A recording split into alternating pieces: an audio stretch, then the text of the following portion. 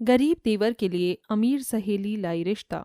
एक गांव में दो लड़की रहती थीं और दोनों ही बहुत अच्छी सहेलियां थीं। अरे वाह मेघा, तुम्हारी ये डॉल तो बहुत ही प्यारी लग रही है। काश मेरे पास भी एक ऐसी ही और डॉल होती। तभी मेघा अपनी अलमारी में से एक नई डॉल निकाल कर लेकर आती है और कंचन को देकर कहती है, ये डॉल तुम्हारे लिए है।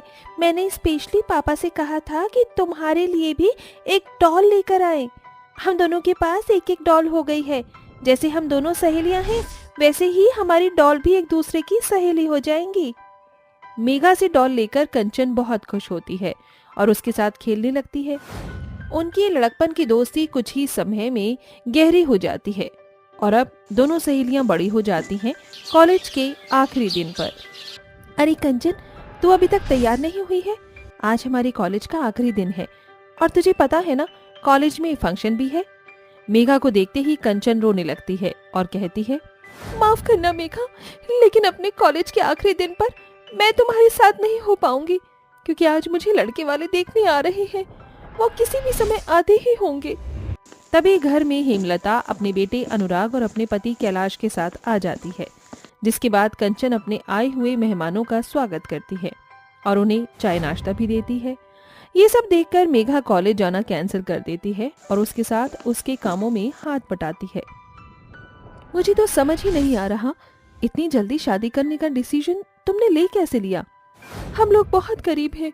हम गरीबों में लड़कियों की शादी जल्दी करा देते हैं ताकि उनकी शादियों में कोई दिक्कत ना हो, और मैं अपने माता पिता की बातों को टाल भी नहीं सकती। चलो कोई बात नहीं, अब तुम्हारी शादी में मैं धूम मचा दूंगी। और वैसे मेरे होने वाले जीजू भी अच्छे ही लग रहे हैं, तुम्हारी जोड़ी अच्छी लगेगी। मेघा कंचन को लेकर बहुत खुश होती है, लेकिन उसे कंचन की आगे की जिंदगी के बारे में कुछ भी अंदाजा नहीं होता। शादी करके कंचन अपने ससुराल में पहुंच जाती है, जहां शुरुआत में तो सब कुछ सही चल रहा होता है, लेकिन किसी दुर्घटनावश उसके पति का देहांत हो जाता है। हे भगवान, तूने मेरा बेटा मुझसे छीन लिया। अब मैं जीकर क्या करूंगी? जब से ये कुलक्षणी इस घर के अंदर आई है, सब कुछ बर्बाद हो गया है। माँ, अपने आप को संभालो। और इसमें भाभी की क्या गलती है? ये तो एक दुर्घटना थी जो भैया के साथ हो गई। इसमें किसी का कोई हाथ नहीं। तुझे इस कुलक्षणी की तरफ से बोलने की कोई जरूरत नहीं है। अरे ये तो कुलक्षणी इस घर में आई ही बर्बादी की परछाई बनकर है। ये सब सुनकर बेचारी कंचन को बहुत दुख पहुंचता है और वो रोते हुए अपने कमरे में जाती है, जहां उसकी बचपन की दी हुई सहेली की डॉल उसने अपने पास संभाल कर रखी होती है। उसे देखकर वो रोने लगती है। क्या से क्या हो गया मेरी जिंदगी में? मुझे तुम्हारी बहुत याद आ रही है मेघा। काश आज तो मेरे पास होती, कम से कम तो मुझे संभाल तो लेती। मैं तुमसे अपना दुख बांटना चाहती थी। कंचन की जिंदगी इसी प्रकार दुखों के साथ गुजर रही होती है, तो वहीं दूसरी तरफ मेघा एक एम्बिशियस कंपनी में वर्किंग होती है और अपनी जिंदगी में आगे बढ़ रही होती है। वो भी शादी करके अपने ससुराल पहुंच जाती है, जहां सब कुछ अच्छा खासा चल रहा होता है। ऐसे ही देखते देखते कुछ समय बीत जाता है। अब रवि घर की जिम्मेदारियों को समझकर एक कंपनी में काम करने लगता है, जहां उसे एक आयशा नाम की लड़की मिलती है। रवि, मैं तुमसे बहुत प्यार करती हूँ। तुम गरीब हो तो क्या हुआ, मुझे तुम्हारे गरीब होने से कोई फर्क नहीं पड़ता। मेरे लिए मेरा प्यार जरूरी है। मैं भी तुमसे प्यार करता हूँ, लेकिन क्या करूँ? मेरे गरीब परिवार को देखकर तुम्हारे माता पिता नहीं मानेंगे। मेरे माता पिता इस दुनिया में नहीं रहे, बस मेरे भैया भाभी हैं जो मेरा ख्याल रखते हैं, और मैं जानती हूँ कि वो मेरी लव स्टोरी में मेरा साथ जरूर देंगे। आयशा ऐसा कहकर अपने घर पहुंच जाती है, जहां वो अपने भाभी के कमरे में जाती है। उसकी भाभी और कोई नहीं बल्कि कंचन की सहेली मेघा थी। भाभी जी, मुझे आपको बहुत जरूरी बात बतानी है। मैं किसी से बहुत ज्यादा प्यार करती हूँ और उससे शादी भी करना चाहती हूँ। अरे ननन जी, ये तो बहुत अच्छी बात है। बताओ वो लड़का कौन है?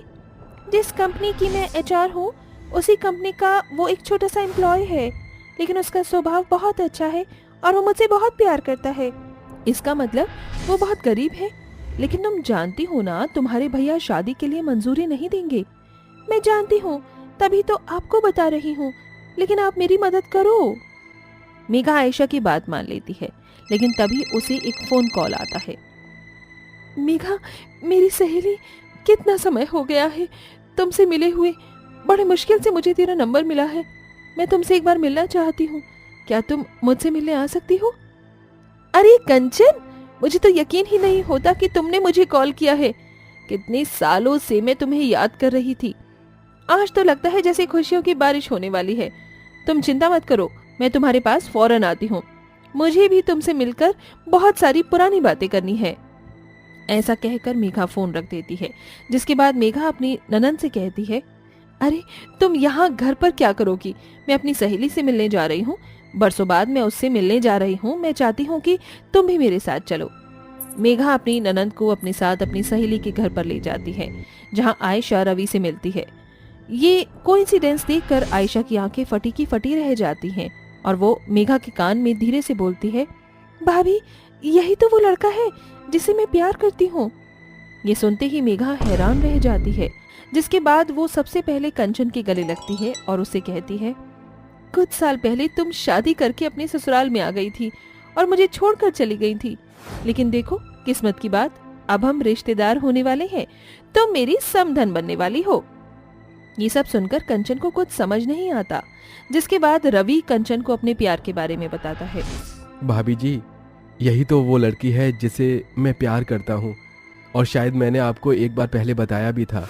भैया के जाने के बाद से आपकी याददाश्त कमजोर हो गई है। ये सुनते ही मेघा हैरान रह जाती है। क्या कहा तुमने? अरे कंचन, क्या तुम्हारा पति अभी इस दुनिया में नहीं रहा? यकीन नहीं होता। इतनी बड़ी बात तुमने अपनी सहेली को बताना जरूरी नहीं समझा? ये सुनते ही कंचन रोने लगती है। मेरी दुनिया ही उथल पुथल हो गई। मैं तुम्हें क्या बताती कि मेरे साथ क्या क्या बीत रहा है।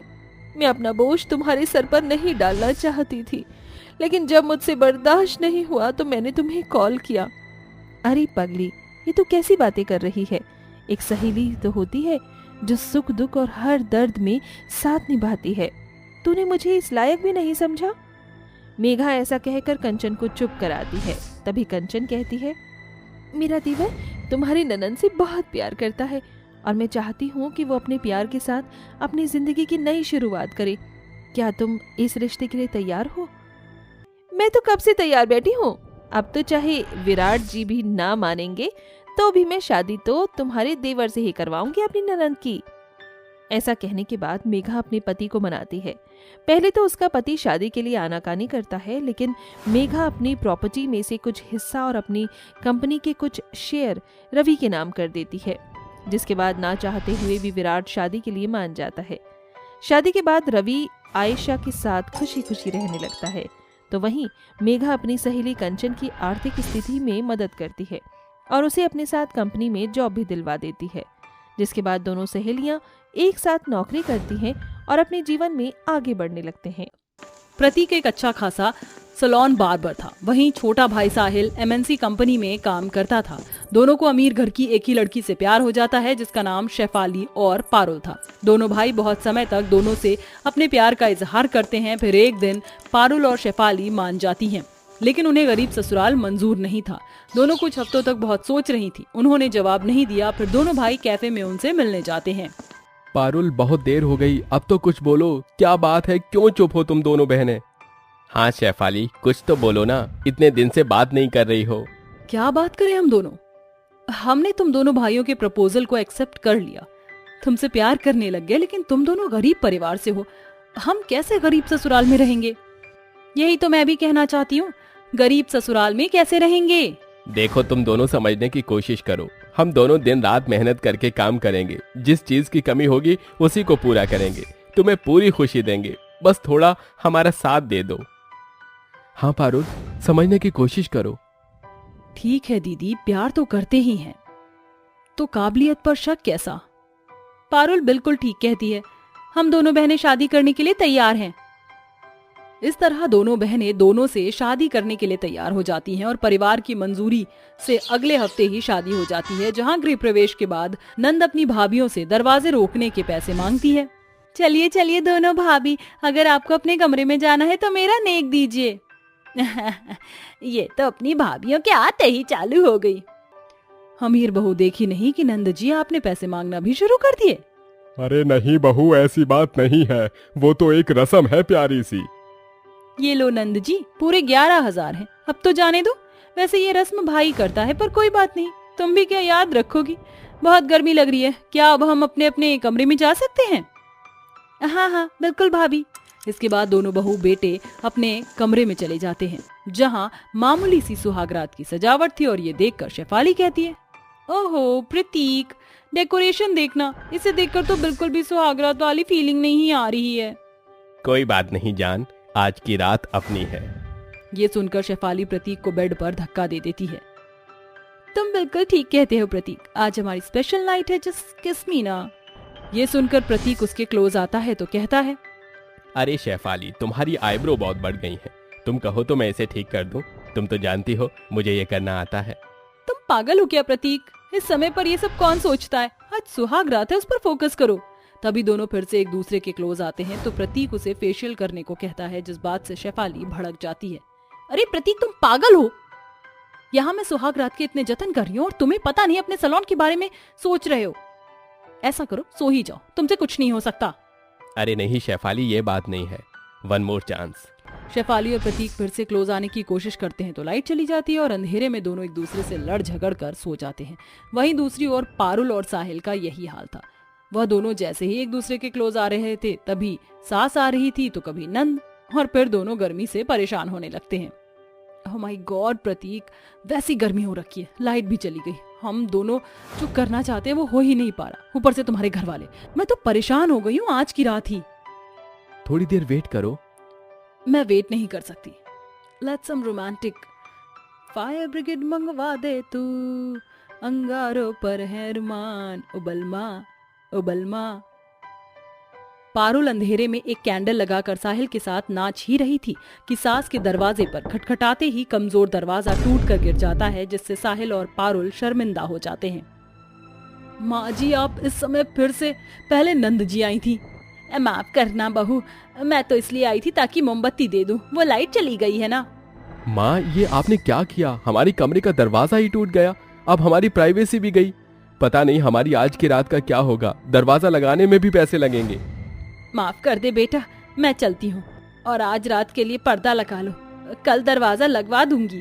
ऐसा बोलकर मनोरमा चली जाती है। लो, हो गई हमारी सुहागरात। गरीब ससुराल, गरीब दरवाजा। हे भगवान, मेरी तो किस्मत ही फूट गई। पारुल, मेरी बात सुनो। मुझे कुछ नहीं सुनना, मैं जा रही हूँ सोने। मच्छरदानी लगा देना और मेरी हवा भी कर देना। बेचारा साहिल पारुल की डांट खाकर कमरे में पर्दा लगाता है और फिर पूरी रात उसकी हवा करते करते खुद भी सो जाता है। 2 घंटे बाद ही सुबह होती है और सास मनोरमा दोनों बहुओं को जगा देती है। दोनों बहू तैयार होकर आती हैं। माँ जी, इतनी जल्दी क्यों जगाया आपने? वैसे ही मैं सो नहीं पाई हूँ। मैं भी दीदी। क्यों भाभी, रात को मेरे दोनों भैया आप दोनों को परेशान कर रहे थे क्या? अरे तुम्हारे भैया कैसे परेशान करेंगे, जब तक रात में आप सब परेशान करते रहेंगे। और लाइट ने भी कहाँ कुछ होने दिया, पूरी रात बर्बाद हो गई। अरे पंखुड़ी पागल है क्या? अपनी भाभी से कोई ऐसे पूछता है? अच्छा बहू, तुम दोनों जाकर अब घर के काम कर लो और नाश्ता वगैरह बना दो। ये सुनकर दोनों बहू घर का काम करती हैं और नाश्ता बनाकर लाती हैं तो वहाँ डाइनिंग टेबल भी नहीं होता है। माँ जी, खाना कहाँ पर रखूं? सब खाना कहाँ पर खाएंगे? अरे बहू, हम सब तो चटाई पर बैठकर खाते हैं, यही खाना रख दे। हे भगवान, अब खाना भी जमीन पर खाना पड़ेगा। कितना गरीब ससुराल है। पर दीदी, हम कुछ नहीं कर सकते, हमें अपने पतियों को टाइम देना चाहिए। तुम बिल्कुल ठीक कहती हो। अरे बहुओं, क्या सोच रही हो? कुछ नहीं पापा जी। ये कहते ही सभी जमीन पर बैठकर सुबह का नाश्ता करते हैं। अमीर बहुओं को जमीन पर खाने से दिक्कत होती है। इतना ही नहीं, गरीब ससुराल में ना वॉशिंग मशीन थी ना ही एसी था, जिस वजह से वह बिल्कुल भी कंफर्टेबल नहीं थी। लेकिन अमीर होकर गरीब बहू बनकर ससुराल को संभालने की कोशिश करती हैं और वहीं वह अपने सुहागरात पूरी करने की कोशिश करती थी तो कुछ ना कुछ परेशानी आ जाया करती थी। देखते ही देखते वक्त गुजर जाता है। एक दिन दोनों अमीर बहू घर के कामों और गरीबी से परेशान होकर अपने पति को कहती हैं, अरे तुम हमेशा आदमियों की दाढ़ी मूंछी काटते रहोगे या मुझे भी टाइम दोगे? ऊपर से हमारे कमरे में एसी भी नहीं है। तुमने कहा था वक्त के साथ सब ठीक हो जाएगा, कमी को पूरी कर दोगे। क्या हुआ? देखो, अब मैं फ्रस्ट्रेट हो गई हूँ और अब मैं जा रही हूँ यहाँ से अपने घर। ये तुम क्या बोल रही हो शेफाली? मेरी बात तो सुनो। दोनों बहू अपना बैग लेकर घर से निकल रही थी, तभी मनोरमा कहती है, तुम दोनों बहू बैग लेकर कहाँ जा रही हो? अपने घर जा रहे हैं माँ जी, क्योंकि यहाँ पर कोई सुविधा नहीं है। हमने कुछ वक्त इंतजार कर गरीबी में रहना भी मंजूर किया, लेकिन किसी को हम दोनों की परवाह ही नहीं है। हमें अपने पतियों के साथ समय नहीं मिलता और गर्मी भी तो है। सबसे बोला एसी लगवा दो, डाइनिंग टेबल ले आओ, वॉशिंग मशीन भी नहीं है, हाथ से कपड़े धोने पड़ते हैं। पारुल, एक बार रुक जाओ, माफ कर दो। हम अपना वादा भूल गए थे, हमें लगा सब सही चल रहा है।